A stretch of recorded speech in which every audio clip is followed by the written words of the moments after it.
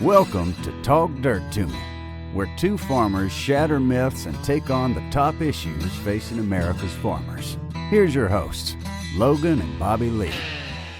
What's up, everybody? Yeah, another good evening. Another good evening. Got the much-needed rain. Yeah, thunderstorms. Yeah, man. We've got pounded with rain a little while ago. I didn't even look. How much rain did you get? I didn't look at my gauge. Yeah, it was right there at dark, and it rained pretty hard for a few minutes. Yes, it did. How's planting progress? Well, I don't know. I planted today. Planted a little bit today. It was kind of muddy what I was planting in, so depending on how much of that rain we just got, I don't know. I'm like 95% planted. So you just about ready to throw in the towel, say I'm done? Yeah, I filed prevent plant on everything because I was going to plant corn on it. I'm about ready to just let it all lay fallow, what's left. So, and we got a special one for you guys tonight. We got two guests in house. That's what, we got Keith and Daniel Wilder here, father and son duo, so pretty pumped.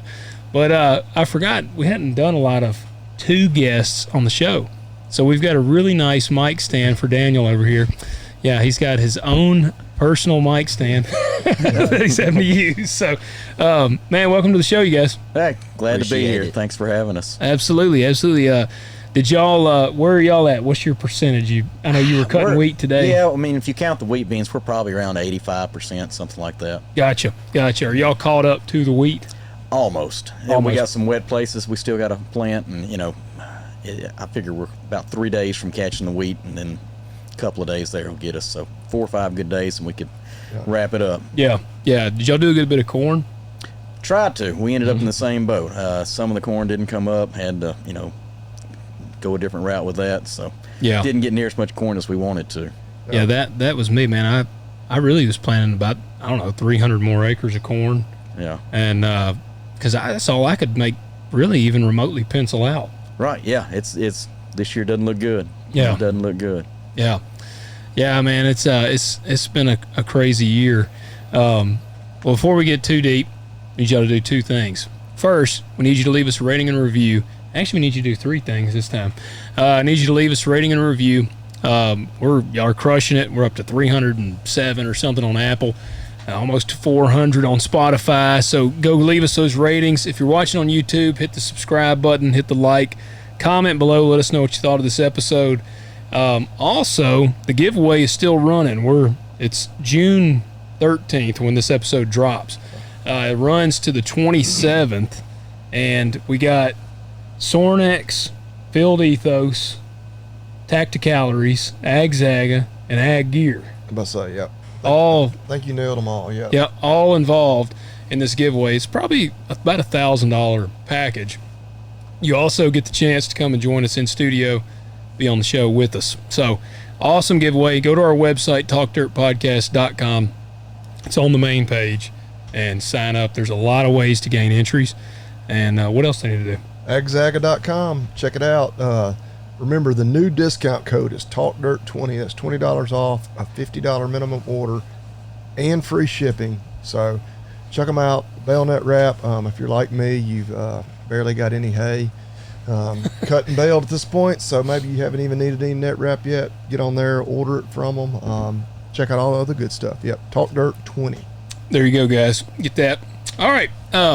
Man, I'm excited. Keith's our neighbor. He's just not too far. Yeah, just down the road. Yep, just down the road here. And I got to tell y'all something funny. We were actually just talking. I was telling Keith how much he resembles his dad now. It's making him feel like a young man. But I told him, I said, probably the last time I've seen his dad. So I was hauling for my dad out of the river bottom, and they've got a shop right down in the river bottom. And there's this steep hill that you come up, and this was an old International, like an Eagle or something. But now, at one time, it was probably a nice truck. Sharp. Oh, yeah. Yeah. Now, it was like a 94 model, and this would have been in like 2017 or something, 2016 maybe. And it was not sharp at this point. They bought it for like $5,000 at an auction, and it's 300 horsepower, pretty underpowered truck for hauling grain. I'm coming out of the river bottom, and to get this hill, I got to hit it at like really about 40 miles an hour. And it is a curve I have to kind of make, so I'm always a little nervous taking this curve. But I hit the hill doing about 40, and this truck had a tendency to overheat. And I'm cresting the hill. I hit it at 40. I gear down I'm grabbing gears constantly as I'm going, and I crest the hill doing about 5 miles an hour.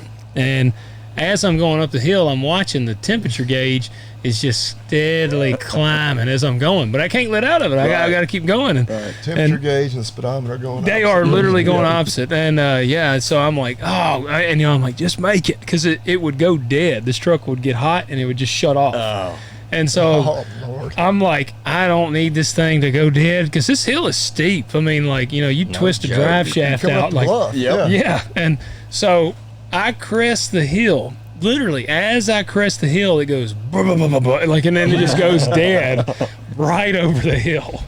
And I have to sit there. What I did is sit and let it cool down, and then you can crank it back up.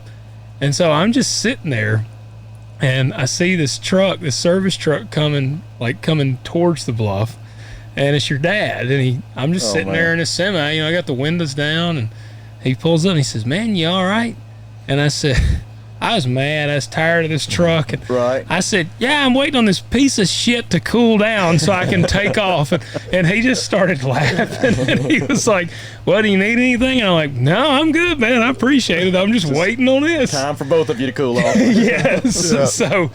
So he was like, "All right." So he tried to help me out, but I'm like, "Hey, it ain't nothing I can do. I just got to wait on it." Yeah, so Daniel made his first trip today up that hill pulling a load. And I mean, like, I've driven trucks before, but he had me in the 13 speed today, and not quite, he was grinding and finding. I was grinding and finding. He was like, a 13's kind of weird. Yeah. That was kind of a weird pattern, I feel like. It is. And then he had me on a 6-speed before that, and then it was a big shift. Like, you had to really wait. What was the 6-speed? What was that? What kind of truck was that? 89 Mac. Okay. Yeah. Is that, so that was just a single stick? It wasn't a twin stick, was it? Right. Yeah, and this one's still just, it's got a splitter on there, so it's 9 with a splitter. Yeah.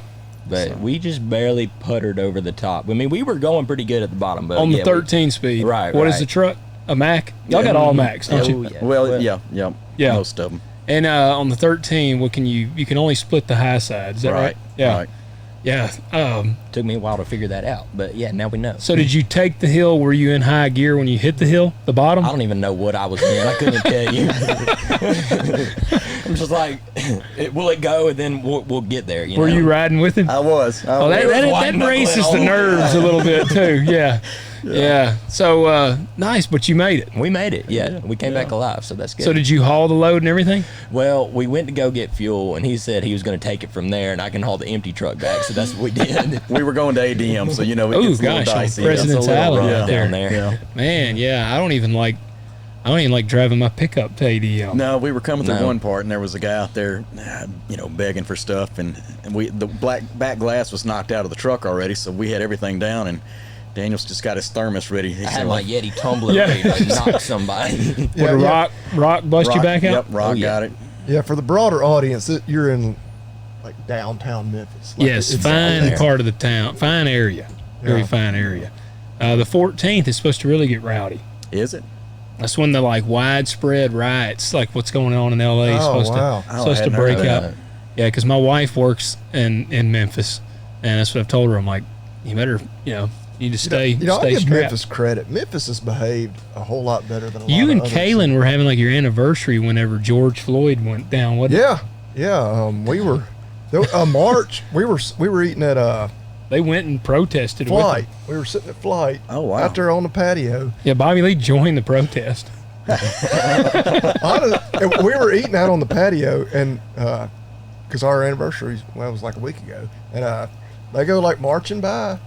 But this was a couple years ago. This was this was like it was right when George Floyd got killed, wasn't it? Because it was supposed to be some crazy. This was right when all that was at its peak, to the point where we were like, do we really want to go downtown tonight? But they were honestly peaceful. I mean, they just walked on by. I think you sent me a picture and we're like, they're calm. But a couple other people at the restaurant stood up for them. I kept my seat. But funny enough, later on that night, like literally, because wife and I like had our picture, at a table or whatever. Made of the George Selfie. Floyd protest? Like, did you get someone to take a picture? No, at the table, we're just like enjoying okay. our dinner, and somebody threw like a brick through the window. Oh, really? Or like right there where we were sitting. But, Peaceful up to that point. Yeah, mostly peaceful. Yeah, mostly peaceful. Yeah, mostly peaceful. But no, in all seriousness, Memphis has behaved like better than Nashville. Oh, yeah, that's true. True. So I've always said Memphis has its problems, but it's the same problems Memphis has always had. Maybe it's just because Memphis is always misbehaving. Right. It's nothing's changed. Nashville has this whole new set of issues. Yeah. That's Yeah, because, different subject for I mean, another day, but in Nashville, when they have a murder at night, it's breaking news. When we I have, don't know those about every that, maybe not yeah. even more anymore, but at Memphis, it's definitely not breaking news anymore. Yeah. Well, yeah, man. So, yeah, ADM. Y'all do a lot to haul into ADM, don't you? Yeah, well, not many options now. Yeah. No, and they actually seem to have about the best prices. Right. I haul a lot to Hales Point, but that's, man, I don't know. Y'all haul much to Hales Yep, Point? we go that way too. Yeah. I like them, man. They're fast. That facility's awesome. They do a good job. Yeah, you can get in and out there. I actually figured out it was faster. No offense to any of my CGB people that listen, but it was faster for me to send a guy to Hales Point. And I mean, for people that don't know, Hales Point, it's Cargill, but it's an hour and a half one way. Right. For where we would be. They'd go an hour and a half that way and an hour and a half back. And they would beat a guy if I sent somebody to CGB, which was about a 40-minute drive to 2nd Street in Memphis. The Hales Point guy would be back every time before the dude at 2nd Street. And that's crazy. I mean, that he ought to. taking so long to get unloaded. Yeah, sometimes they'll sit there. I mean, we'd have guys that would sit for 4 or 5 hours on 2nd Street. Right. But they're not there now. The CGB? Yeah, they closed. Really? Yeah. No, I didn't know that. I didn't have nothing booked with them, so I'm glad. So they did shut it down. They shut it down. All right. Well, I had heard rumors. Yeah. When did they shut it down? This month? Yeah. Well, it was supposed to be open for wheat, and they didn't. So. Well, I wonder if my dad. I don't even know if Is my that dad the old knows. Bungie facility? Right. Yeah. Yeah. Yep. Okay. Yeah, when I drive by, I always think of it as Bungie, but yeah. Yeah, I still call it that. Or Which I'm gonna back up just a little bit. So for our broader audience, they probably gathered by now. But yeah, obviously- we should get your background. Yeah. You guys, well, tell us Okay. who you are. Yeah. Well, so Keith Wilder, we live in Millington, Tennessee, just down the road from y'all, and we farm row crop mainly. We dove into a few feeder cattle this fall on some cover crop. Good time. Yeah, I definitely want to talk about that. Yeah. And then spend a lot of our time raising this crop. I got 3 kids, two daughters, and my son Daniel. Emma Kate's our oldest. She just got married, so that's been a big life change for us. Her getting married and moving off, and then my middle daughter Anna is at the college national finals right now for the college rodeo. Awesome. So yeah, she'll compete next week. We're hoping to get to watch her do that. So Now, Are y'all going out or? yeah, Sunday we're hoping to fly out and catch part of it. She'll be up there. There's three goes and then the short go. So, where is that at? in Casper, Wyoming? Gotcha. She, what was in breakaway or? Well, she qualified as the Ozark Region Reserve all around, and so she got to compete in two events. She'll go in breakaway and barrels. Okay. Nice. Good deal. So yeah, Now, where'd your daughter moved off? yeah, she's in Bolivar. Oh, Yeah, okay. she- I know you are. She I'm married like- a farmer over in so, Bolivar. yeah. Oh, okay. I'm like, dang, what state she moved to? Yeah, no, Keith's like, no. man, she's 20 minutes down the road. Yeah, no, she's she could be further, but yeah, we're really excited for him. Her husband Ross is a super guy, great family, and yeah, we're pumped for him. That's awesome. That is awesome. Now, you mentioned the rodeo life, and that's something, man, I'm intrigued by. I think I've talked to you about it before, but y'all are big into it. Now, Daniel, you're getting ready to. You just graduated high school, right? Yes, sir. Getting ready to do college rodeo, right? Yes, sir. Yeah, we actually have the high school national finals this summer, which is about 2 weeks after the college national finals, and it's in Rock Springs, Wyoming. So we're going to head out to that, and then after that, we're just focused on college rodeo and getting ready for that, and college academics, I guess, too. Yeah. now is College this? rodeo at Martin's a big deal. Oh, yeah. Yeah. Home rodeo is a big, big deal. I'm kind of green on it, but I was, every year I watch the NFR. I love all that, and Is that something, plans? You plan to make it in the NFR? We're just kind of taking it as it comes right now. I mean, I don't know. Now you trophied, and I saw your belt buckles. Look like you did pretty good in this. Yes, sir. Yeah, I mean, I do pretty good here at these Tennessee high school rodeos that I'm competing in, and some local rodeos, but still got a long way to go for the pro rodeos and things like that. But yeah, I'm definitely going to keep working towards it, and if I feel like I can go out there and win with the best of the best, then I'm going to do it. But I don't know. And just kind of go ahead. Yeah, just kind of taking it as it comes, and it's hard because you have to be going all the time, like hitting sure. rodeo after rodeo, like driving 24 hours, 6 hours, 8 hours. Like, I mean, it's crazy the schedule that they have, and I mean, we have a pretty crazy schedule too, with just high school rodeos and amateur rodeos around the house. But yeah, I mean, that's a whole nother level. So I'm sure. Yeah, and the farming deal, it's kind of hard to do both because you have to be gone. But yeah, we like it. Yeah, we're making it work right now. What do you? I know steer wrestling. Yep. Yes. Tell us what you do. That's probably my main event. So steer wrestling, you're in the heading box, which is the left side of the chute, and then you're on a horse and you're going like 30 miles an hour down the arena. You jump down on the steer. You have a hazer on your right side who's keeping the steer straight for you. Yeah. And then you get down and you get on the horns, jump off your horse, and you throw the steer down on its side, and then the time stops. And so like a 3-second run would be great. You probably winning the rodeo. So that's a really fun event. They call it the big man's event. That's probably one of my main events, but I'm an all-around cowboy too. So I tie down rope, team rope, and I do rein cow horse. So yeah.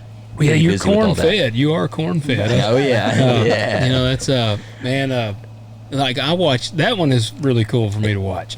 Now I got a knee that's been bothering me. It's kind of had me messed up.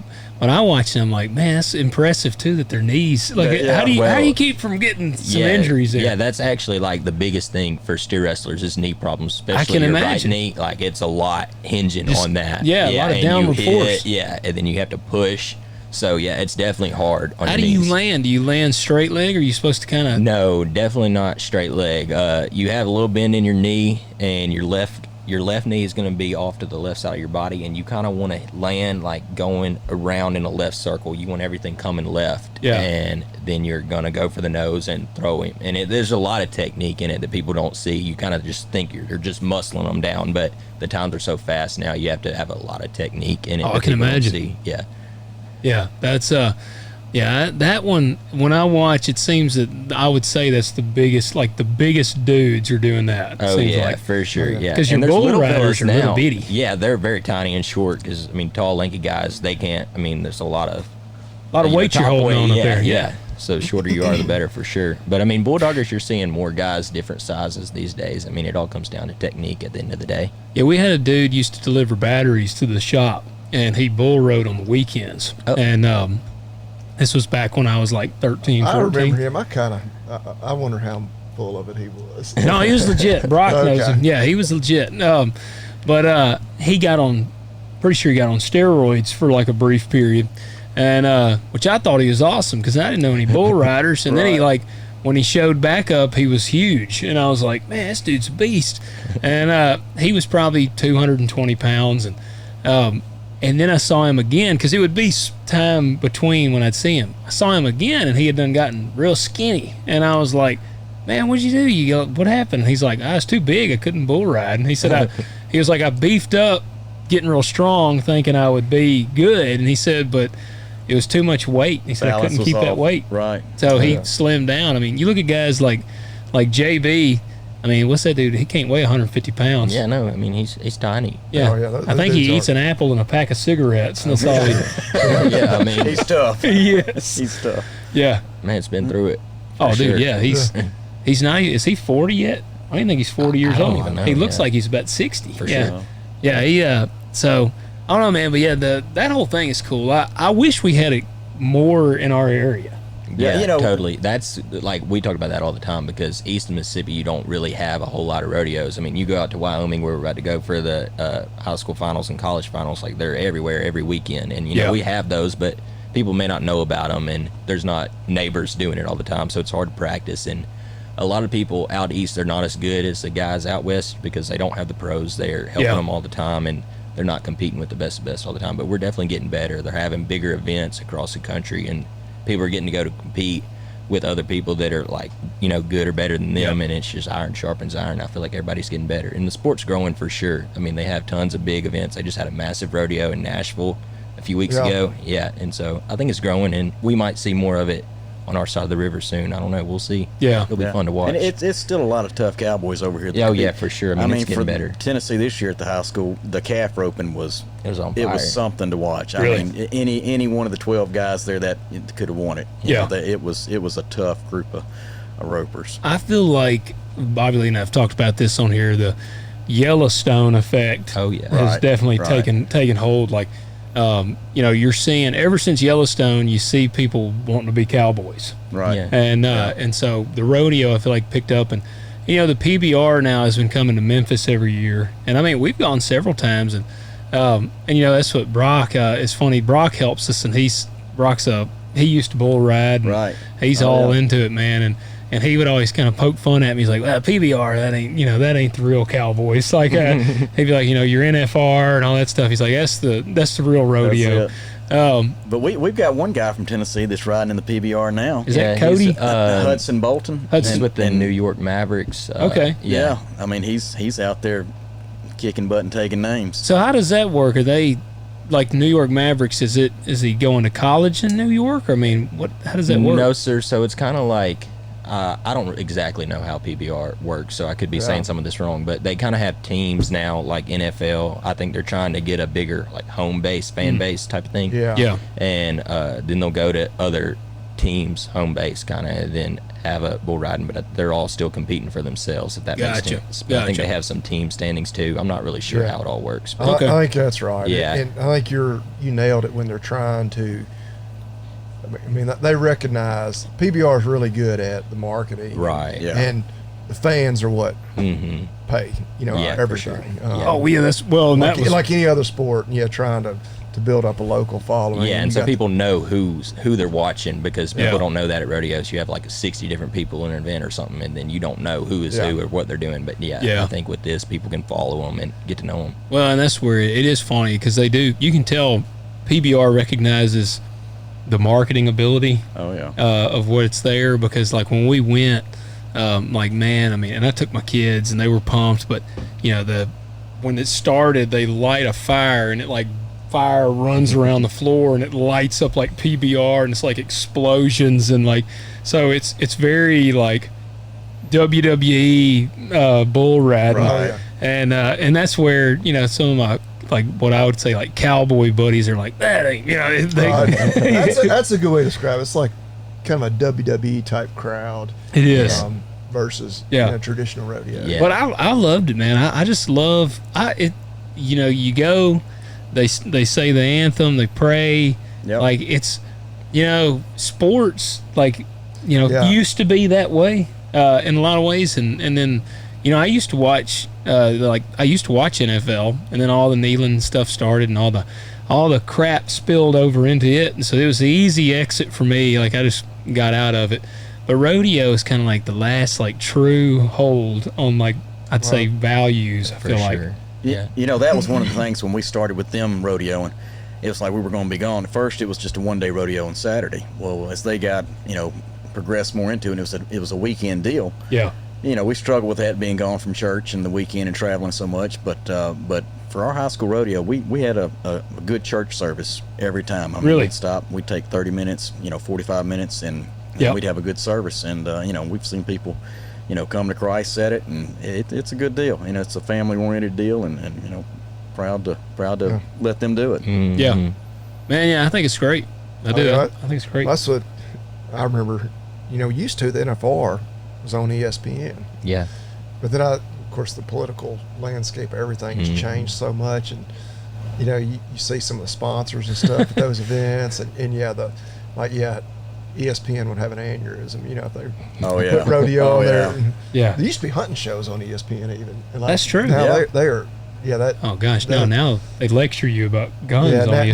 Now, I mean, again, another rabbit hole we don't need to we don't need to go down. But no, we need to get Bobby Lee talking about property taxes. That's his favorite. Yeah. No, man, that's I think that's great, man. I do. So on the row crop side, I know corn, wheat, soybeans. Y'all don't do any cotton, do you? No.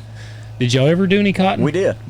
Yep. I guess 93 may have been the last time my dad had some cotton. Yeah. Yeah. Was that, was he a big cotton guy originally, and then kind of shifted out? And the cotton was always fun, but about that time, I guess it was Freedom to Farm came out and decoupled the basis to the acres, and thought, hey, I can take a combine and do it all and not have to have a machine that just does one crop. So yeah, that's always been my thing, and it's the most expensive machine. Right. Like a cotton picker is pretty substantially higher than a combine. Oh yeah. Run it for a week, 2 weeks, and then you can't even and all it'll do is pick cotton. Yeah. And that's fun. I love picking cotton. That was always fun to run. I've never been in it. I've never been around cotton. You could drive it to town and through like the Christmas parade. Yeah, gosh, some things now, what are they, like 45 feet long? They're long. Those things are Making a turn looks huge. like it. Yeah. Yeah, man. I don't know. Cotton, I'd considered growing like 100 acres, I don't know, 2 or 3 years ago just to try. But by the time I was going to pay someone to custom pick it, it was going to be more affordable for me to just go ahead and grow beans or corn. Right. But the fun thing about cotton, though, is it still responds to management. Yeah. And you can try all you want with beans, and sometimes they're kind of like college kids. If there's beer at the party, they'll put out and do good, but, they may do good or they may not. Yeah. I don't know, man. I think that's why I like corn. Yeah. I like corn more than beans. Beans is my least favorite thing to grow. What's your favorite? I like corn, and beans are good. The wheat turned out really good this year, so that was kind of fun to get back into wheat and have a good crop there. Now you've been in it. When did you get out of college?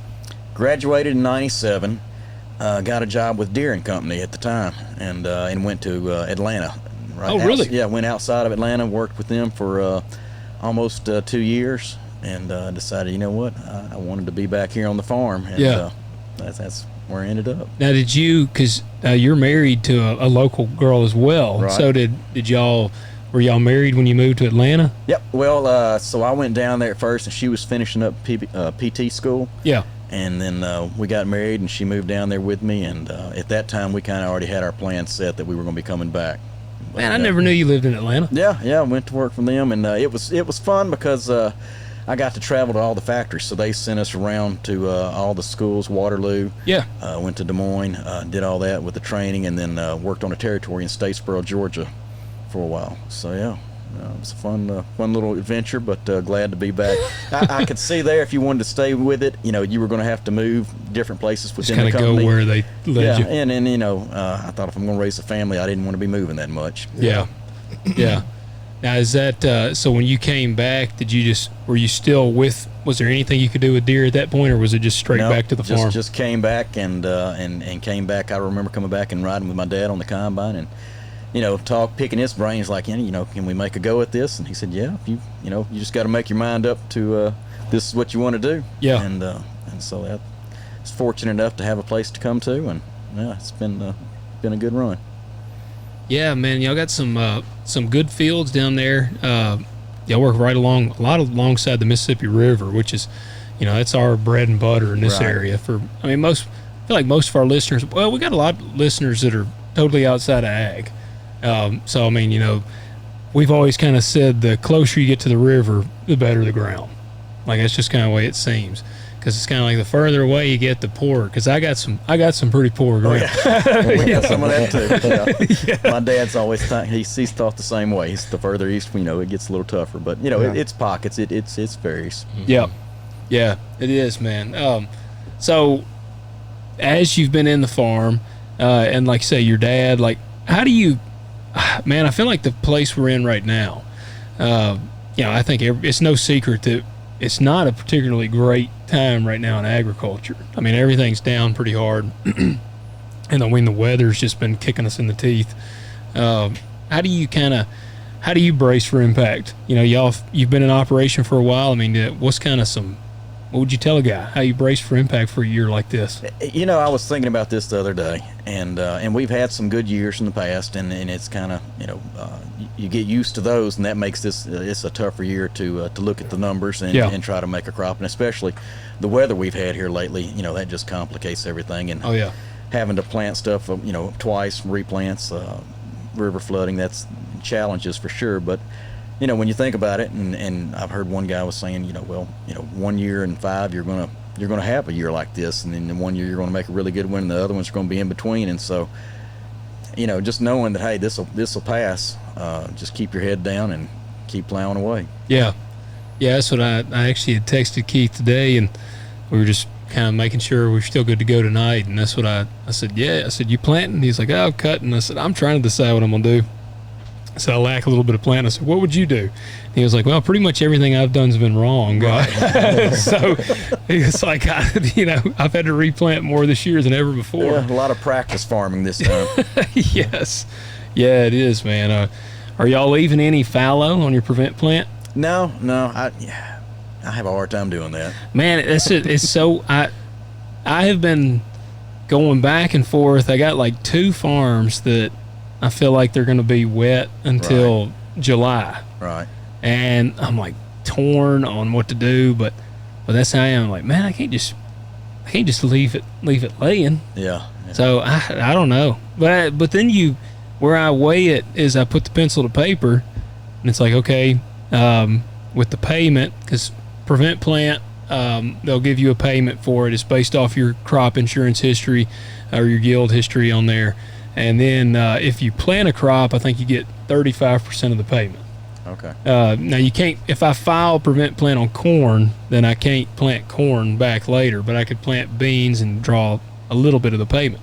So I'm like, man, it's kind of crazy the time we're in whenever I start putting pencil to paper, and it almost looks more profitable to just not even plant a crop. That's crazy, isn't it? It is. Yeah, it is, man. It's and that's not because it's a huge payment. It's because costs are so high, right, and input prices or our commodity prices are so low. So it is. It's crazy. Well, a couple weeks ago we were having that conversation, and you were talking about, could you, or I don't know if I brought it up, but putting just like a summer cover crop out there, and could you graze it, or could you cut it for hay? Yeah. And I've never had that conversation with anybody. Like 2 days later, another friend of mine, big crop farmer, she called me and said, hey, have y'all ever messed with Sudex? It's like, we're going to prevent plant some ground and thinking about planting that, and are they going to graze maybe it? Grazing it or cutting it for hay. I was like, that's wild that I'm having this conversation again. You spoke it into existence. Yeah, right. And but I guess that's just the situation we're in this year. Yeah, where so many, never thought about that. They were considering it, which I know you talked about.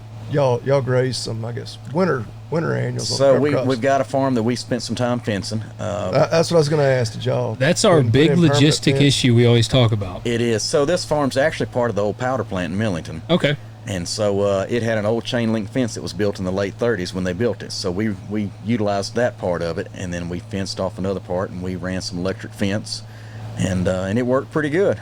We were pleased with it till it snowed, and I found out that the electric fence doesn't work in the snow. Oh wow! Unless you run a ground wire for them to touch the to get a good ground. But did they get out? No, they didn't. Luckily, a few pushed through. A few did push through, and we had to go out there on horses and put them back in with the rest. But but no escapees leaving the farm. They got past the electric fence. But yeah.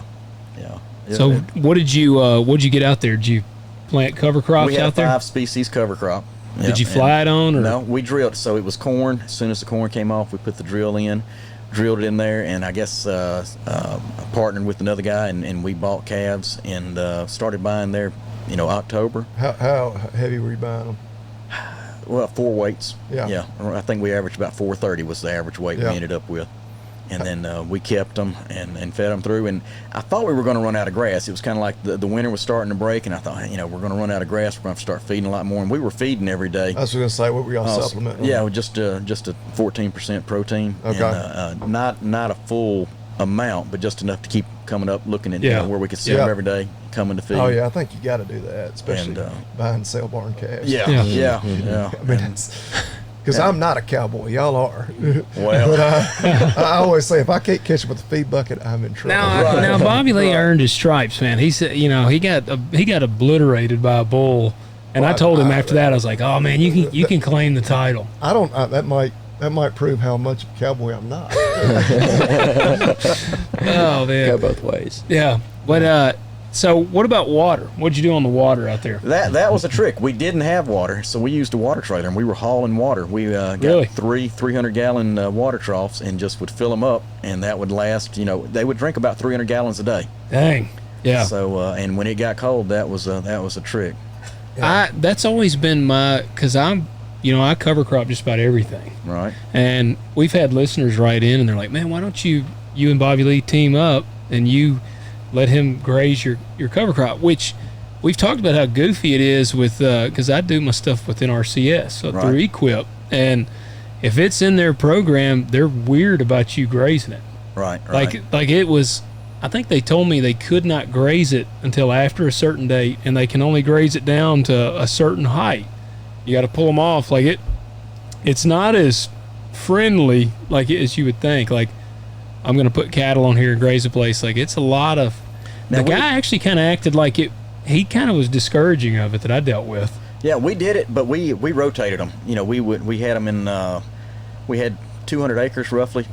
Yeah. Fenced off, but we put them in 40-acre sections. So that's And what we'd let you them run the graze. hot wires and we'd with? run the hot wire, and then we'd roll them about every 12 to 14 days. Yeah. We'd roll them, and it worked Man. pretty good. How'd they gain?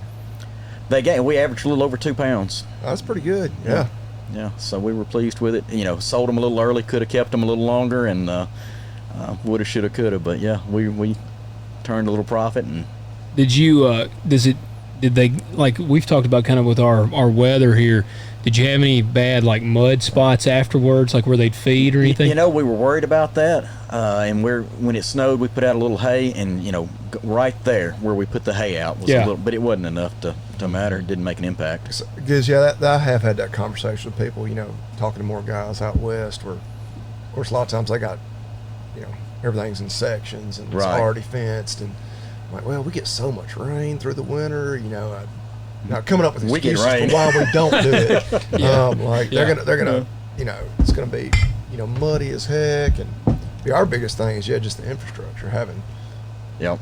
perimeter fences, gathering pens, everything. So that, Yeah, I got a farm. I was thinking, I'm like, some people have asked, I'm like, one of mine's like right on Highway 14.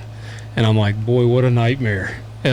Just imagine you got 50 head of cattle out there. You get a call at 2 o'clock in the morning from the police or somebody. It's like, hey, you got cattle out. We believe, is this Mr. Hanks? You got cattle out on Highway 14. Like, man. So we would go elk hunting, and we would see all these cattle going through Kansas, and it's just one single strand of hot fence keeping them out of the 4-lane road. And I'm thinking, well, if they're brave enough to do it here, it must work pretty well. Yeah. But, So did y'all do just one strand?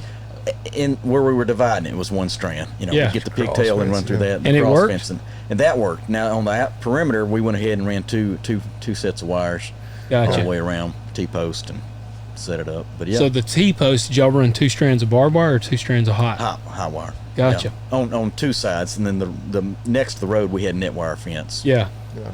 Man, so have y'all already planted it and everything now? Yeah, it's planted now. Does it look good? Yeah, it's just now coming up. I had plans to plant it, April, but that didn't work out. So Yeah, that's man, that's pretty, that's exactly what my ideal scenario would be to do that. So- That's what I'd love to do. So y'all can do it again this year? we're planning to do it again this Good year. deal. We got to build on the infrastructure a little more, but Yeah. Are you planning? Is this something you want to keep pushing to expand? Yeah, he enjoys it, and yeah, we're going to try to keep moving that direction some, as long as the cattle market will let us make a little money doing it. Yeah, you're messing up Bobby Lee. See, Bobby Lee likes it when the row crop sucks. Right. Like you're, I mean, cheap corn is when I'm good for singing the cattle. blues, he's singing. He's happy dancing. Right. man. I want everybody to do well. Yeah. Well, My problem is we buy a lot of calves, and so we're buying and selling in the same market. So I mean, I paid more for calves this year than I ever have. yeah, yeah. Well, that you bring up a good kind of one of our key points tonight. that we want to hit on or talk about is there's 2 movies out right now, or well, one of them came out, oh man, several years ago. I think the other one's pretty new, but there's Kiss the Ground and then Common Ground. Yeah. And I watched Kiss the Ground, gosh, when it first came out, because I'm like intrigued. I like doing things different. You know, I like to be the kind of the weirdo. And so I love the planting green. I do a lot of planting green. It's bit me in the ass a few times. It's bit me actually this year already. And then I've had really good luck with it in other times. But so this regenerative thing, as they call it, is fascinating. And part of the cycle is, the full cycle is basically exactly what you're talking about. You get your cover crops introduced, you graze it, and basically always have essentially living organisms on the soil. And no-till, I'm assuming, did y'all do no-till on this place? Yep. So, I mean, the full cycle. And so have you seen both of them? I didn't know about Kiss the Ground till Bobby Lee was telling me about it. Yeah. Well, right, because you messaged me about Common Ground. Yeah, I saw Common Ground. Which I had never heard of, and I was like, well, I better look this up. And I saw where... So yeah, I went back because I never watched Kiss the Ground when he talked about it. So yeah. So have you watched Kiss the Ground now? Yeah, I did. All right. See, Kiss the Ground kind of pissed me off. It made me hesitant to watch Common Ground because Kiss the Ground. I'll kind of give you my opinion, and then I'm curious to hear your take on it. But like, Kiss the Ground basically just villainized farmers. Exactly. And they essentially gave no real solution to what they were calling was the problem, and then you had celebrities telling me how wrong we are. I was about to say, it's all like Hollywood, like Woody Harrelson. Yeah, he narrated basically the whole thing, and he's in, and Common Ground's the same way. Jason Momoa and Woody Harrelson are like the 2 staples, exactly. And then Ian Somerhalder, and he's in Kiss the Ground, and then Patricia Arquette. Which that's what she talks about poop. That was what she said in there. She's like, I'm going to talk about poop on the ground. And I was like, well, she's full of shit, so she would be a good one to talk about it. But, so what was your thoughts on Kiss the Ground first? What did you think about it? Now, full disclosure, it's been a couple of weeks now since I've seen it, and we've done a lot. Yeah. But I watched them in reverse order, so I watched the other one first. My at first I thought, well, this may be okay. All right, so they're trying to do something good, and then the further it got into it, the more farmers became the villain, and just the reasoning behind a lot of it, I didn't agree with. And then when they got to the regenerative part, they said, well, what's it take to be regenerative? And they were saying, well, 0 pesticides. I thought, well, that's not practical. That's not practical. Well, and the fact they want you to go immediately to that, it's like, all right, let's. Well, here there's no transition period. Right. And like when they're talking about the Maha, the RFK stuff, they're like, all right, I hope he realizes, like, you can't just. We got to have kind of an off ramp. Like, if we even think that that's the direction we need to go anyway, you can't just go 0 to 100. I wrote down because it's very Hollywood and just basically one of the themes of it was even like farming is racist. Right. And misogynist. It's like farmers are awful. Like it gives that whole thing. Like we brought the slaves from Africa and not just stole their labor, but stole all their practices and their knowledge.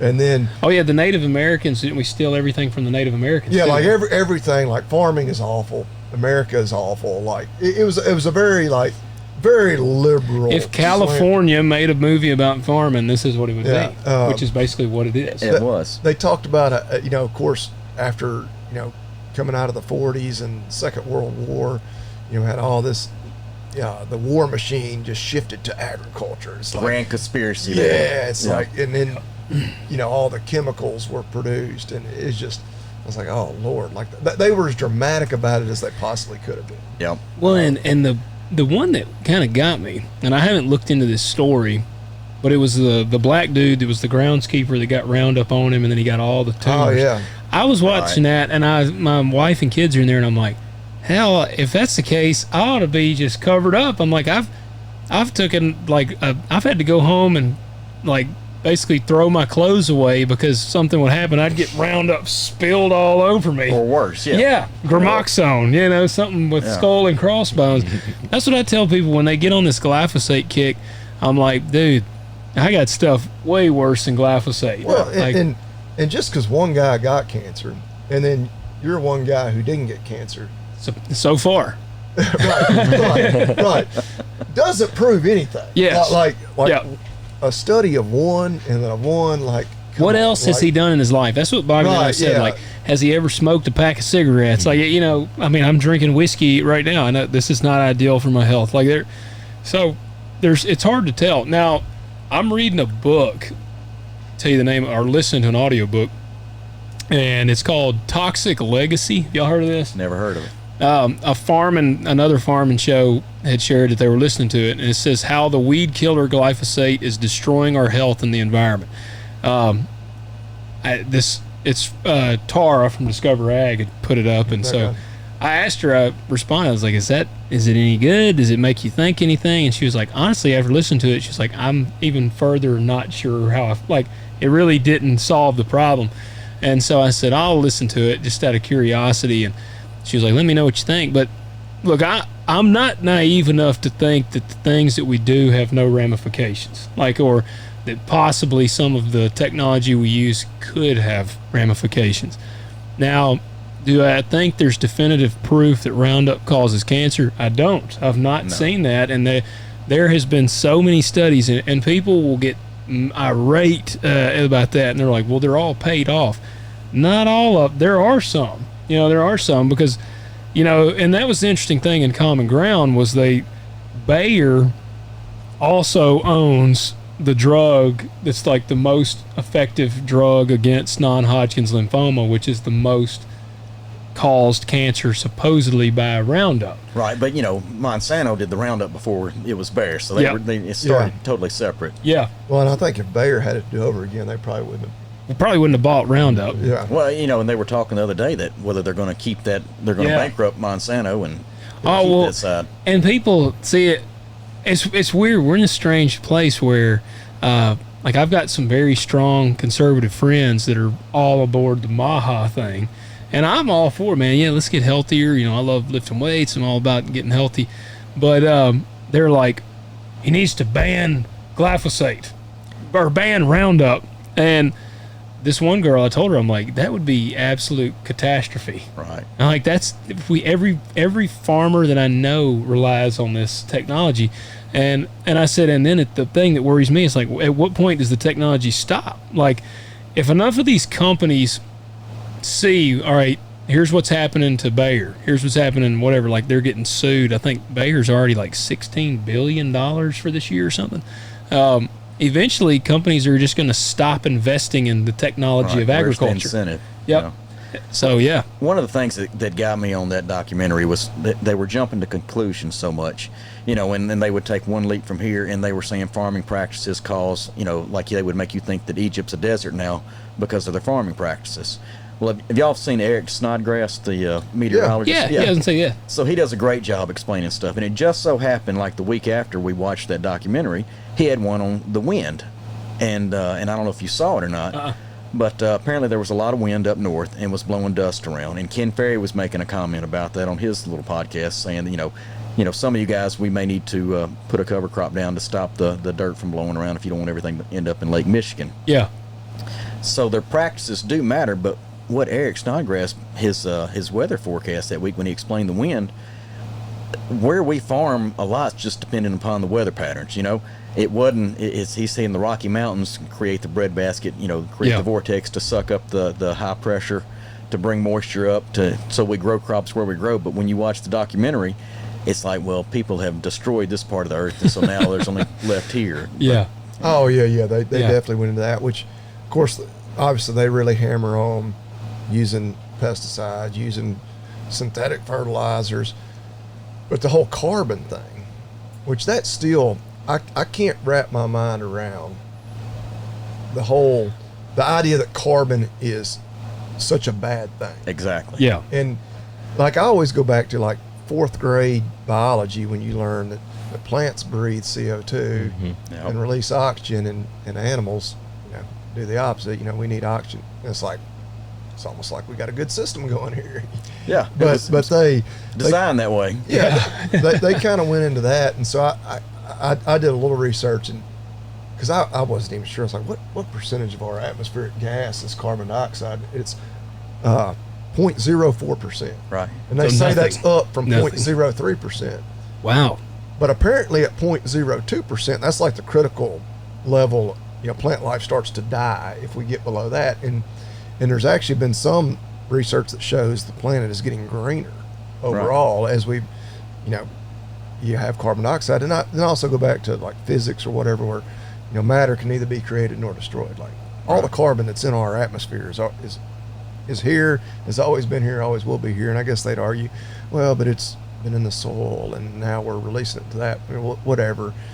But they were pretty positive for animal agriculture. They were like, oh yeah, no doubt. They even made the comment that even if you're not going to eat meat, you need to support like having grazing animals. Right. I was like, that kind of blew my mind, because the whole they talked about cows and methane and ruining the planet. Yeah. Well, this kind of was totally the opposite of that. Well, they kind of attacked fake meat. Yeah. I mean, because they were talking about the amount of big ag it That's takes what to get I wrote there. down. I was like, they actually got a few things right, as they were going through it. Yeah, I was like, well, they're right on the fake meat, which they were, but they're attacking it from the standpoint of it takes industrial ag to make the fake meat. They're like, you got to harvest the soybeans and all these things in order to make the fake meat. But yeah, it's hard for me because you're being lectured by non-farmers. Now, Gabe Brown is the kind of the godfather of this whole thing, and I've read his book From Dirt to Soil, and it's a good book. And I mean, I like a lot of the stuff. I've never been like a hater of the regenerative ag thing, and I consider myself kind of, I mean, dude, I'm 99.9% no-till. I cover crop everything. Where applicable, I plant green, but I use herbicides. Right. I don't use herbicides, and I don't have, like I said, the infrastructure yet for grazing. So it's like I'm right outside of that chain on the 4 blocks. I'm like 1 block out. But they would hate me because I'm using pesticides. Right, they're all or nothing. Right. Yep. Yeah.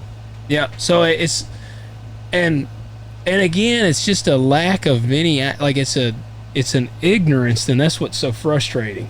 It's like, man, they don't realize. And it sounds great, like on Common Ground, because I mean, they're like, oh man, farmers, if they would adapt to this regenerative thing, the money that they're putting in the pockets of the seed and chemical reps would be going back in their pockets. Like, that sounds great, but you got to, like, how do you get there? Like, that's kind of my thing. Yeah, because there was the other guy that I forget where he was, maybe Indiana or somewhere. Was that in Kiss the Ground? No, it was in Common Ground. But they had basically slowly transitioned to all organic. Right, and he had a meat market. He was selling chickens and everything else. Yeah. That's not Joel. No, that ain't Joel. I didn't recognize this guy's name. Okay. I didn't write it down. But like his wife had cancer, and like that kind of prompted them to, looking at everything. And his whole thing was, he claimed they had proven that you can go organic and, on a large scale and be more profitable. I was like, well, but how? And if that works for them, that's fine. That's absolutely, great. Absolutely, they go for it. How do you manage the weeds? That's what I want to know. Yeah. The soil health, man. Once you make the soil health, the weeds don't grow. Man, but that's kind of what they made it sound like. It is, and they're, that was one thing Gabe said. Also, he uses no fertilizer. He's like, once you get the ground right, you never should use fertilizer. And I'm like, man. Now, he's kind of misleading, though, in a sense, because he is grazing. So, I mean, you're getting a natural fertilizer of the manure and the urine from the cattle, because it's like, well, I don't know. I got a lot of questions. That's what both of those movies left me, like, needing more answers. For sure, but feeling like the bad guy at the same time. Yep. And seeing, unfortunately, like I said, Woody Harrelson, Jason Momoa, I mean, people with millions and millions of followers and reach. I mean, that's like, we talk about Rogan. Like, I like Joe. I have friends that are friends with Joe, and they talk about what a great guy Joe Rogan is. Right. And I believe he's a great guy. But, you know, he will speak out against, like, ag, and he's all on the Maha thing. He hates Roundup. He's fully been taken into that. And, I mean, unfortunately, they just don't know. You know, you just don't know. And again, I'm not saying that Roundup is perfect, but I'm saying if we're going to go a different route, we got to have an off-ramp. Like I said, there's got to be a way to Joe ease is out. never Joe. He really needs to have like a production ag guy. Yeah. Like not Will Harris. Right, and Will's fine. Like what Will does obviously works for him, but yeah, like have somebody on that's would be, I guess, a conventional farmer, just to talk about it. But yeah. Did you watch them? Have you seen both of them? I saw clips of it. I was kind of in and out of the house when he was watching it, but yeah, I've seen it, and I see stuff like that on my social media like all the time. Like that's on the feed. So for people who don't know, you're 18 years old. Yes, sir. All right. So I mean, what is the consensus in that age? Like, have you ever seen the movie 21 Jump Street? I haven't. All right. There's this part in 21. Have y'all seen? He was like 5 when it came out. I get into this all the time with the ladies I work with. I'll reference a movie and I'm like, oh, you weren't even born yet. They've not seen Old School? Yeah, any of that. Oh, man. Well, in 21 Jump Street, do you know the premise? No. Oh, man. Is that Channing Tatum? Channing Tatum and Jonah Hill. The movie's hilarious. Well, they're like detectives, and there's some drugs being sold at the school, and so they go undercover and they go back to high school. Well, they're obviously grown men. They're pretending to be high schoolers, and when they show up in like a 79 Trans Am, and he's like thinks it's awesome. He pulls up and he gets out, and all the kids are in like smart cars and hybrids, and they're like, "Ha! What's that thing get 7 miles per gallon?" Like, and making fun of him, and he's like, "What the hell?" Like, he's like, "This car was awesome when I was in school," and he's being made fun of because it's like a muscle car, and they're all driving hybrids. Yep. So I'm like, is that where we're at? Like, I almost wonder, are we there, or is it almost is the pendulum swung back? Like, what's the consensus at your age, like with agriculture? Yeah. I mean, I'm like at the school that I'm at, there's not a lot of ag kids that really know much about it, and so I think they'll see the stuff on TikTok or Instagram. I mean, not a lot of them are on Facebook, but they'll go through it, and I think they'll believe most of it, like that they're seeing about the regenerative and organic, and not that there's not truth to that. I mean, if it works for people, great. Yeah. But I think a lot of the people in my class especially are health conscious, like tracking their macros, their calories, everything like that. And I mean, oh man. Wow. So they're really into that. And my sister, she was like on a hormonal health kick for a minute. Like, people are paying attention to that more than I feel like they used to. And I don't know if people will stick to it, but it'll be interesting to see for sure. Did any of them say anything to you about with you being in ag and your family being in agriculture? I mean, not really. They're like, no, this guy wrestles steers. We better not. Yeah. They don't really talk about that much. I think I wrote a paper about it one time in English class, but I mean, nobody even really knew what I was talking about. So, yeah, I just don't think there's a whole lot of knowledge there around agriculture, and I think we could probably do a better job of like letting people know, what's really happening. But you do see a health kick going around? Yeah, for sure. The health kick is definitely there, and like I'm all for it. Like, I was tracking my macros there for a minute, fell off of that. That was hard to stay with it. But yeah, I mean, everybody I know, I mean, pretty much is on that health kick. Man, when I was a senior, we would go to McDonald's, and I would get 4 of the single cheeseburgers and a fillet of fish. I would eat 4 burgers and a fillet of fish. We used to have the Arby's 5 for $5. You get 5 roast beef sandwiches for $5, and we'd eat them. Yeah. Yes. Yeah, not we were macro friendly. I was gonna say we were not tracking macros. We were like, let's see who can eat the most amount of tacos at Casa. Like, we would get. I'm gonna go for 8 tonight. Yeah, like, man. So, but you've never had anybody like directly be like, man, your family's poisoning the earth. No, none of that for sure. Yeah.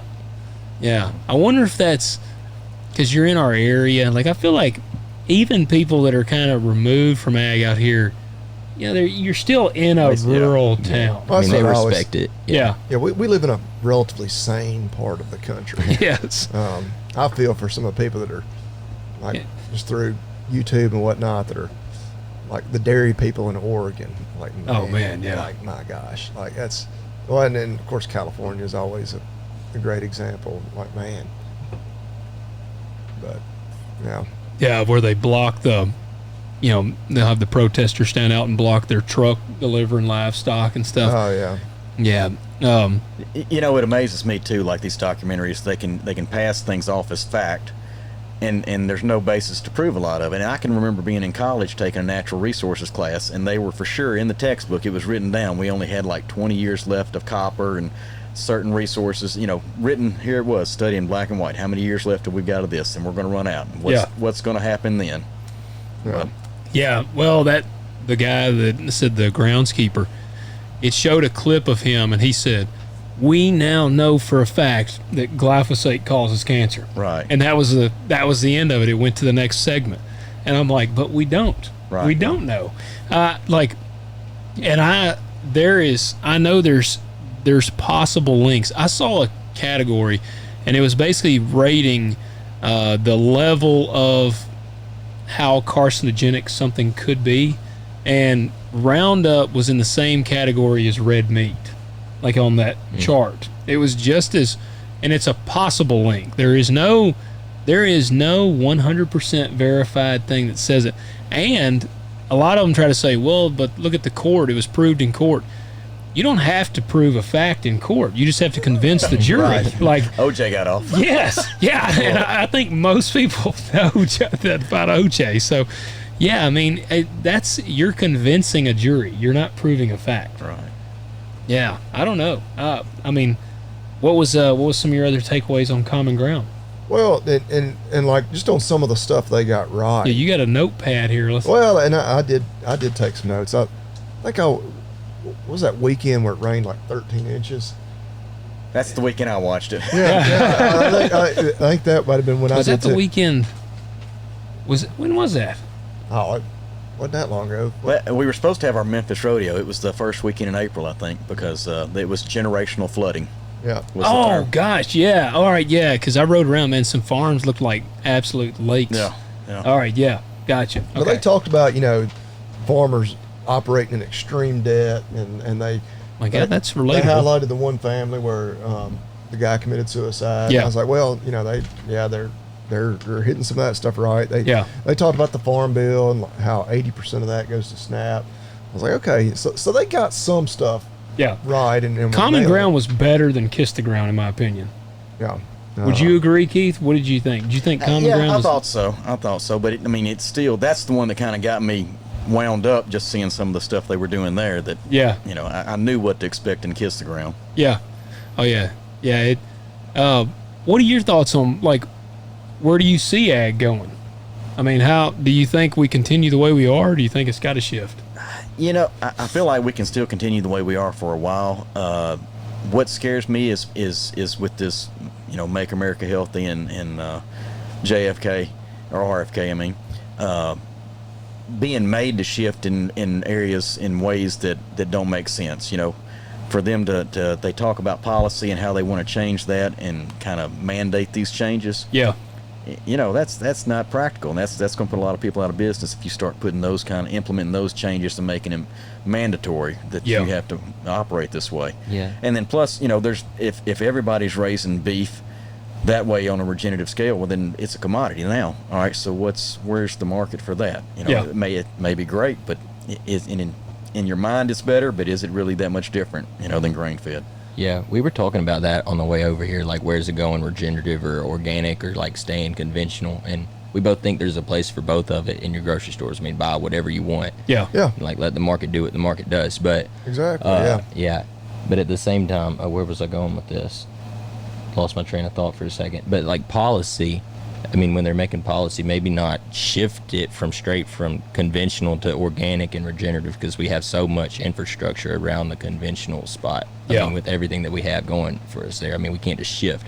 But maybe incentives for organic or regenerative, if they wanted to push that, I think that would be more the route to go than a hard, change in routes. I agree. I mean, and I've always said if people actually want to see true big ag go away, then the only solution that I think is real is everybody has to start growing their own food. Yeah, see how that goes. And because, I mean, you know, back in the day when they're like, well, you know, used to we didn't have big ag. And it's like, yeah, well, used to 90% of the people farmed. Right. And now less than 2% of the population farms. It's like maybe right at 2% or 1 point something percent. And when they say that, that's a pretty broad number. Like, of that, I think basically what if you sell, is it if you sell $1,500 worth of goods off the farm, you're considered a farmer? Right. So it's like, that's even a very broad, like I would honestly say probably 0.5% of the population makes their living farming. And so, I mean, hell, maybe less. But so it's, if you want to see that shift, then they need to be pushing people like, hey, let's take responsibility for our own food. And then you kind of really understand the difficulty in it because, man, hey, you know, growing produce, everything's against you. You know, we got the produce store down here. We've been just still figuring out and piecing together, and we just made sauerkraut today. But like, if it ain't bugs, it's weather, it's rabbits, it's deer. Like you need more fertilizer, you need more nitrogen, you got a copper deficiency in the tomatoes, you need more calcium here. Like, everything is against you. Like, that's what my wife and I were like, good gosh, everything is freaking geared against. Your soul's not healthy. Exactly, that's true. Yeah, that's true. Even though I had hairy vetch, you know, that's where I had all that hairy vetch and crimson clover out there. Just looked awesome. But yeah, I don't know, man. It's well, if you really want to get those people wound up, and I've said this before, you know, when you think about it, you know, because obviously they're very, you know, because when it comes to the animal agriculture, they want it to all be, you know, grass finished. Tell them that you give your cattle cocaine. Yeah. You slip a little in your feed there to get them spry. Really gets them going right before you get ready for slaughter. There's no withdrawal time. That's true. Yeah, they're just ready to go. But you know, when you think about, you know, a lot of these people that are, you know, sitting up, you know, in their ivory tower looking down at us, you know, they basically live in a confined animal feeding operation. Right? They're in a cage. Like, you're in this big city, you know, packed in there with all these other people. You know, all your food is grown outside of there, you know, and brought in, and you're like that steer in that, you know, 100,000 head feed yard that you think is awful. I mean, yeah, exactly. You're pretty much the same thing. Go ahead. They talk about the soil too, and how the microbes and how it's living, and yes, it is. And when I first started getting into that, I thought, man, I wish I'd taken more soil science in college. But but you think about the river bottom, all right? When it floods and the water's on that ground for, you know, 2 weeks, you know, it's killing whatever was there. All that, but then how quickly the microbes come right back. Yep. And the soil just kind of regenerates, and then hey, we produce a good crop on it. Yeah. So it's, yes, the microbes are important and the soil health is important, but it recovers from a lot more than, you know, what they're giving it credit for.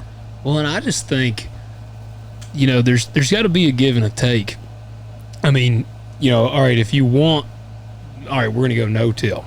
And I'm a believer in no-till. I've seen the benefit of no-till with erosion. We still have erosion with no-till. I mean, like, we've had, like, Dad and I've talked about this, we've had damaging rains over the last few years. You know, I got farms that have been no-tilled for 10 years, and the ditches are terrible. Like, they still get terrible.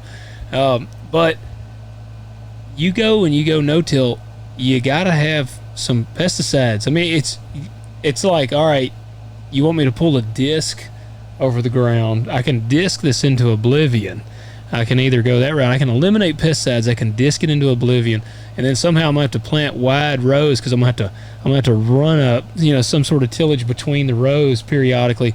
So I'm gonna be losing like when it rains, I'm gonna lose 6 inches of topsoil or whatever, and so it's. I don't know, man. I don't think there's really a lot of pleasing these people. It's kind of the way I feel. You know, and I can remember, you know, as no-till started gaining traction early on, I remember going to mile and no-till days in the 80s, you know, when riding the school bus around, seeing everything, and thought, well, this is really neat. But the thing about it is it made economic sense. You know, it made it practical. Now you're farming more acres with less equipment, and you couldn't go back to plow on the ground and cover many acres. Yeah. You know, it's just not practical. So, yeah, when it's something like this and it makes sense and it fits your operation, hey, that's the way to go. You know? I see it adapted easily. And I like seeing something growing. I enjoy that. I love the cover crops. I love in the spring when the crimson clover turns red, when it's got the head out there, man. It's like, I love seeing like a hillside of crimson clover. It's pretty. And that was when Daniel would make the comment every time we'd go check the cows over there. He's like, I like this diversity you've got here. Yeah. The way it's got to be good for the soil. But yeah. We did a soil day. Cargill's gotten big into the carbon, and they hosted like a thing at our farm store here 2 years ago. They had a crew come out, and they had some ground. They had soil off of multiple different places. One of them was no-till. One of them was tillage. One of them had no-till and cover crop. And they had this rainfall simulator, and they ran through it, and it was really neat to see. Yeah. And like where it was tilled, the rain went through. It actually didn't penetrate like the soil very well, but it just washed it away. The no-till, you had very minimal runoff, and it showed the strength. I am a believer in no-till. But there's some cases, like last year, and this year, man, you get some farms, it's like, okay, I'm going to have to wait till July to plant those beans. Exactly.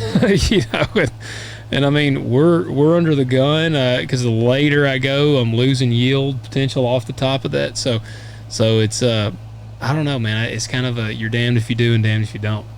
Exactly. So what did you any more thoughts for you? Yeah, no, it was just I go back to kind of what I said last week. And you mentioned earlier that everything we do has a repercussion. Yeah.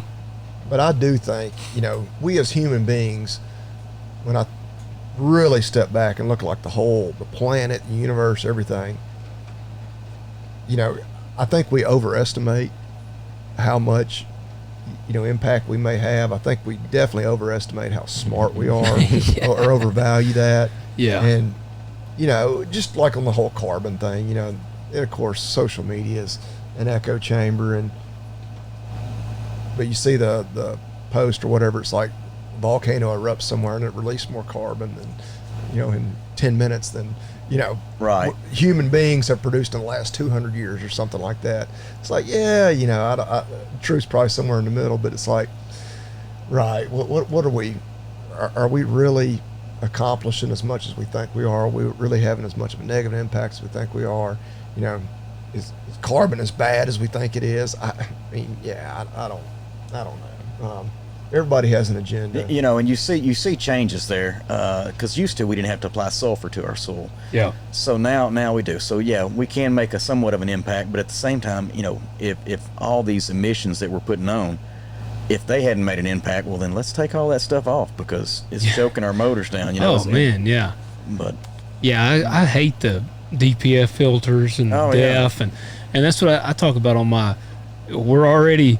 Costs are so high. My combine, y'all's may be the same. My combine drinks DEF. Right. Man, I'm going through DEF like crazy on that combine, and I've got, we have some friends of my wife's family. Some of them come down and I farm the ground around her great aunts, and they're always just like they love seeing the farm and all this. And when I get out there, sometimes some of them will be in town like around harvest or if I'm planting or something, and my tractor, it doesn't blow any black smoke, and they're like, man, look at that, that's awesome. And which I'm like, man, damn it, I wish this thing would blow some black smoke. I still love. I had to use the 1066. I did some tillage down here at the farm store for some like sweet corn. And I drove the old 1066. I would take off in like high third, just so it just dumps some black smoke. I'm like a redneck. I love seeing it roll some coal. So they're like so impressed that it's not blowing black smoke. I'm a little bummed that it ain't blowing no black smoke. But it's just, man, the world is just it's just we're getting further and further removed. That's kind of what I feel like. People don't go on the farm. I'm sure you deal with landowners. I got landowners, some of the landowners might not have ever stepped foot on the land. Right.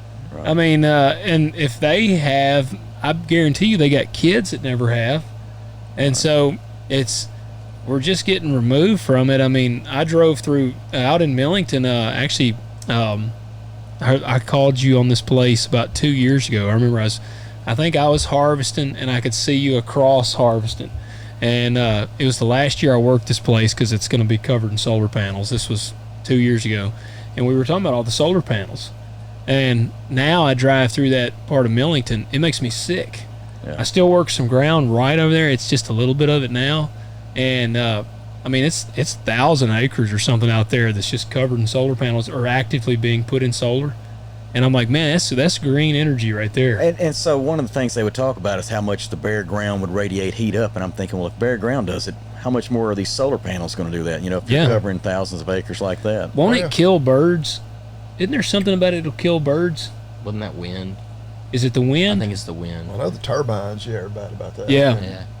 Well, man, I even got to thinking, did you ever see bald eagles over there? Yeah. Mm-hmm.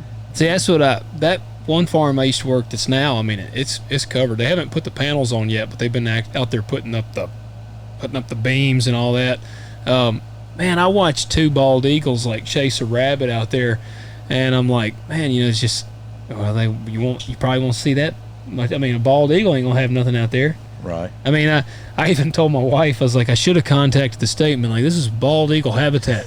We need to protect this habitat. Well, the solar panels, they're not really going to have anything out there either. I mean, it's cloudy here half the year. I mean, why not put them somewhere else where the sun is shining? Like, why not put them? They need to make them. I've said this, like, they need to design one that can withstand the salt, and they should put them in Salt Lake City. Yeah. Like out there in the salt flats. We went to Utah. When we went to Utah, and we drove through the salt flats. I mean, it's just flat, nothing, just salt. And that's what I'm riding through there, and I'm looking. I'm like, man, this ground ain't worth a crap. Like, why are they putting the solar panels on our? Like, all the ground around here they're putting them on is the most productive ground. Mm-hmm. Like, I've not hardly seen or heard of any crappy fields that become solar panels, like solar farms. So, I don't know, man. I mean, you've been affected. How much y'all have lost some acres to solar panels? Well, yeah. There's potential there that it may happen. Mm-hmm. Man, it's what are your thoughts on the panels? It's a fine line there. I feel like if it wasn't subsidized at a higher level, that it wouldn't be an issue. But I don't want to infringe on somebody's private property rights to do what they want to do. Yeah. So it's a tough call there to know what's the right thing. That's what we've said. Like the farm that I worked that sold, I can't even fault the guy that had it. I mean, honestly, he held out the longest and he made the most money. Right. Like, he used to call me and he'd be like, them Silicon Ranch SOBs keep calling me. I keep telling them no. And then finally, man, he called me and he's like, well, I finally just told him. And I'm like, hey, it's no hard feelings. Like, I get it. You know? And that's what we've said. But, yeah, I feel like if it were not propped up by government subsidies, would it still be a thing? Exactly. Yeah. Yeah. So, I don't know. Well, let's, Keith, y'all know the routine. I feel like we like to do a Made in America highlight at the end of the show. Yeah. Brand or product that's made in USA is what we like to highlight. We like to put our guests on the spot and ask them this. So, I mean, even if you can think of something that's made in USA, that's better. But we kind of cut our guests a little slack, and we're like, if there's a product that you would put your stamp of approval on, what is it? But I got to gear up our cue up your man. Yeah, cue up our man here. Here we go. Start off with 2 words: Made in America. All right. 2 words, Made in America. Is there a brand or a product you would put the stamp on? I thought about that, and Classic Ropes. I think they're made in Stephenville, Texas. Okay. They're pretty good. Daniel was playing with one of those this afternoon. Mm-hmm. Classic Ropes. Let's see here. Is that your go-to? Oh, yeah. Big class. Well, actually, been a cactus guy lately, but I like classics, too. Say that they need to reach out for a sponsorship. Yeah, I know. Yeah, Classic, if you're hearing this, I love your moves. I know. Well, y'all are going to be seeing Daniel on NFR here in December, so y'all need to be be watching. Maybe not this December, but one December. Yeah, maybe later, a little later. Hey, there's been some UTM guys that made it all the way to the. Oh yeah. Will Loomis. Yeah. From, he's the coach of Northwest Mississippi now. Yeah. and he's Great. He's out there. He has been He so was, close to winning it all. Yeah, He was, we're pulling for him. He's a steer wrestler, ain't he? Oh yeah. All right, I was gonna say I watched him. Yeah. I watched him He's last a year. UTM grad too. Yeah. All right, man. Yeah, classic ropes. That's awesome. My brother, which is amazing because he was still competing in the NFR just a couple of years ago.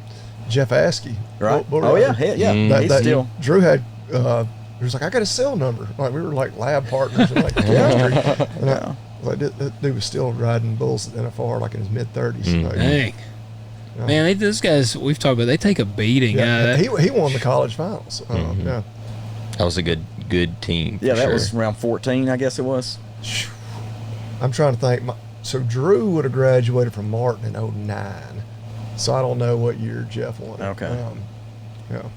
So Keith, what if Daniel goes into college? A couple years in, he's knocking it out of the park on the rodeo, and he's like, Dad, I'm gonna do it. I'm going all in. I'm just gonna be a cowboy. I'm going NFR, going to live the rodeo life. What would you say? Would you be like, hell yeah, get after it, son? Or would you be like, I don't know about that? You only get so long to be young and do those kind of things. So, Yep. Yeah. Hey, go for it. I hear you, man. I'm with you. I'm on the same page. Man, that's awesome. Well, guys, we appreciate y'all coming on the show. Thanks Yes, for sir. having us. Thank you. Absolutely. Good luck this season, man. We'll be looking. I'll be watching. Yeah, I'll be watching the NFR. I watch it every year. So, I mean, I'm going to look for your name this year. Yeah, for Well, sure. We got the high school finals coming up. When's that? Oh, what is that? The middle of July, 14th, middle of something July. like that. Is there any? Can people watch that online? Yeah, anywhere? you can see it on the streams Cowboy on channel. the Cowboy channel. Yeah. Okay. Uh-huh. Awesome. When will that be? July, you said?